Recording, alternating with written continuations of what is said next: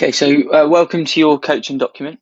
Obviously, I mentioned this a couple times in our previous video. So this should be shared with you by now. So I should share this with you via the email that you provided on your onboarding questionnaire.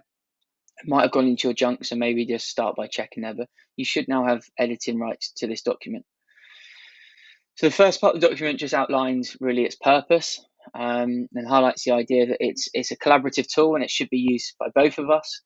And it's there to reflect your progress and celebrate some milestones along the way. We can adjust your goals and your strategies and your commitments as we progress through your journey. But really, it's there as a record to keep both you and I aligned and your own sort of vision of where you want to be, sort of in one place.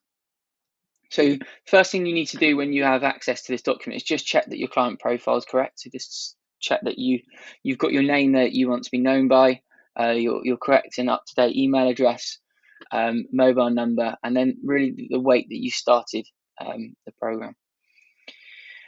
The second one is all about sort of target setting. So again, in the last video, I spoke about this idea of the why, so your deepest motivator. This here's a link. So why it's in blue is because it's linked. So that will go away and that will explain what you need to do for this section if you click that. But in here, I just want you to set out, what is your why? Is it that you want to be a role model to your children? You want to be able to keep up with them as they grow up? Is it more about your own health? So in here, I want you to state what your why is. The next section is all about your own health goals. So what is it overall that you want to achieve more in the long term? So think about what you want to achieve in the long term. So it might be that you want to reduce your body weight, just be generally more fit, more mental clarity at work, having higher levels of energy, just feeling generally healthy and balanced. It might be that you want to reduce your blood pressure or your cholesterol levels. Okay, so these health goals are sort of the bigger goals, more long-term goals that you want to achieve over time.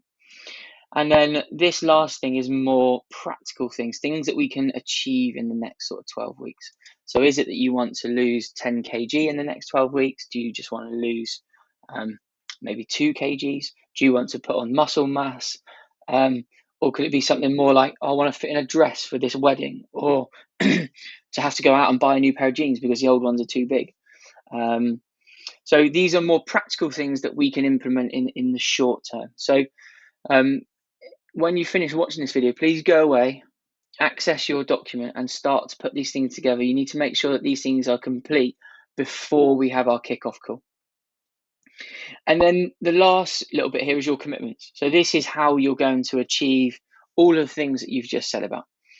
So these are things that I will put in there. There's things that we will decide together in your kickoff meeting, but it will be things like making sure you're hitting your macronutrient targets, making sure you're using MyFitnessPal to track your calories, preparing your food on a Sunday for the week ahead.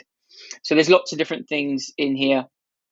And these are the things that we're going to be doing hopefully every single week, that in turn will help us